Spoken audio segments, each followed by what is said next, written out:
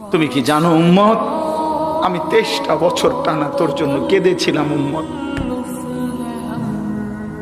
আমি এমন কাঁদা কাঁদছি রে উম্মত তোদের জন্য।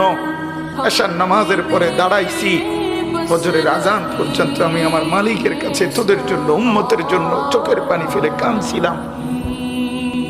আমার এত চোখের পানি তোর দিল গলাইতে পারলো না। আমি তায়েফের পাথরের আঘাতে আমার পিঠটা চালনির মতো ছিদ্র ছিদ্র হয়ে গেছে রক্তে।